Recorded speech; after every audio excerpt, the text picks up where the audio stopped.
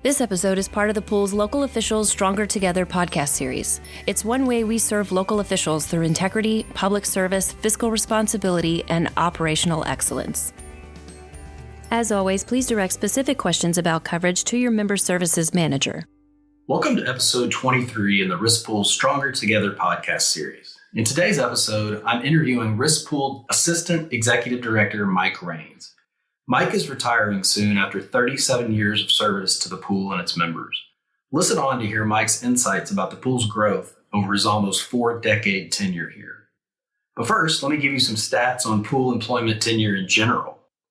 The average tenure of pool staff, we have around 250 employees, is 13 years. We have a total of 68 employees with 20 or more years of service, and 39 of those have 25 or more years of service.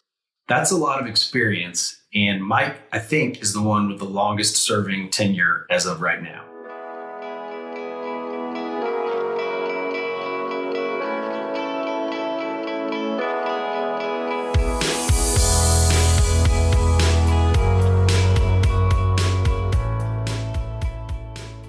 Welcome back. I'm now here with Mike, who I've had the pleasure to get to know over the past 20 plus years.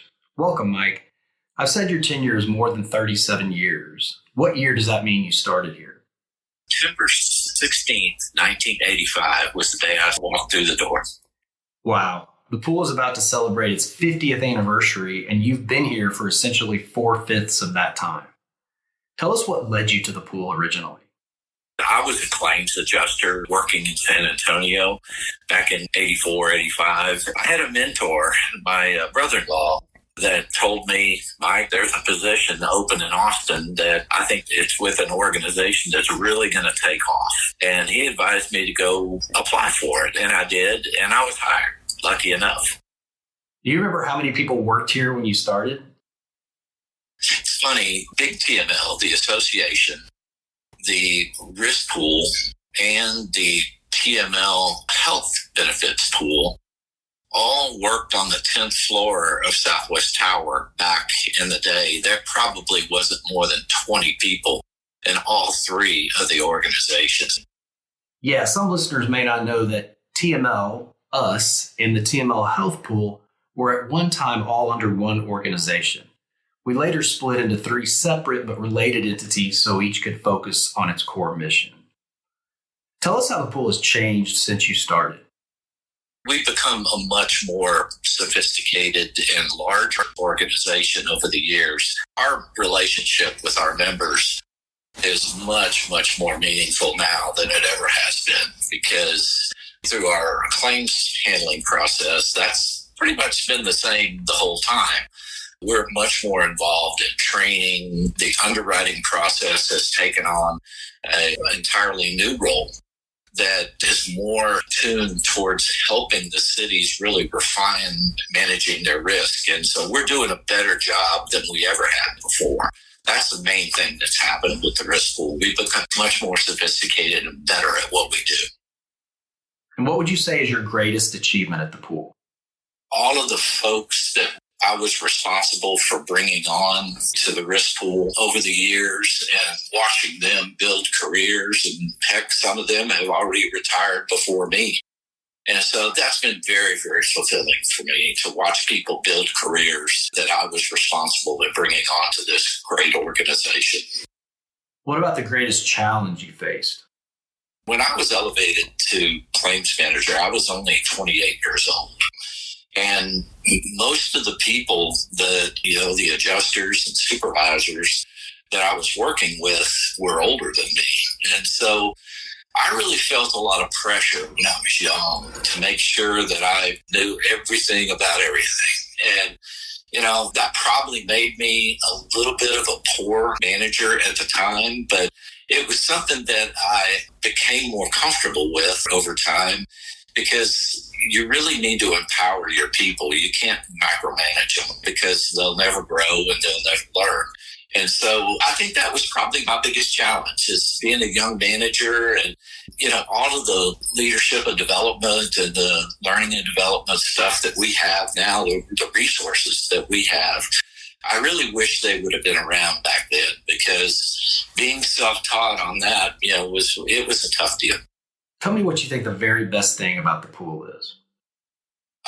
Serving people. I've heard so many folk that work with us. A lot of people have a service-oriented heart, and this is a perfect place for them to work, because you get to help city officials, city employees. You get to help third parties that interact with those city employees. You get to help people from all over the state, and it's really a great platform to be able to do that from. It's just been in the past few years that the pool has developed our set of core values. Of those core values, fiscal responsibility, operational excellence, integrity, and public service, does any one stand out as being the most meaningful to you? I've always loved helping people, and so public service is what has resonated with me most throughout the years, and so I have to say public service is the key for me. And if you could change one thing about the pool, what would that be? I wish we would have embraced technology earlier, because we are still busy trying to catch up in many ways, and we've become way more sophisticated than we ever were before.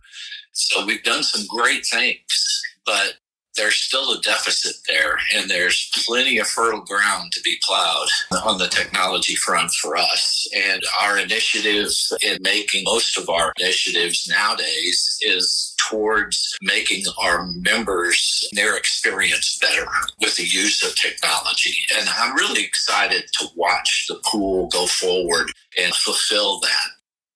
Mike, as you reflect on your career at the pool, what do you think will be your most gratifying memory? Well, it's all the relationships that I've been able to build over the years, all of the mentors that I've had, Tony Corio, all of these iconic people that existed with TNL and the Risk Pool over the years have taken me under their wing. And I've benefited from every one of those relationships. So the relationships that I've had over the years are what I'm going to take with me more than anything. In the current relationships that I have with you and everyone else that I interact with, I'm rooting for all of you. I'm going to be watching from the sidelines now, but I really am humbled by all of the friends and the great relationships that I've had over the years. That's one of the most gratifying things.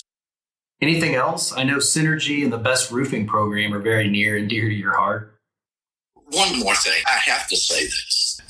Some of the things that we've come up with in the past few years, I guess maybe 10 years, where better service is being given to our members, especially on the property side. I tell you, some of the things that we're doing nowadays, we're bringing contractors to our members in time of need, is really a great thing, because when you think about the kind of members that we primarily serve, they are small and medium-sized towns, and they don't have the access to contractors and architects and all of the things that they need to recover, especially after a hurricane or a big calamity.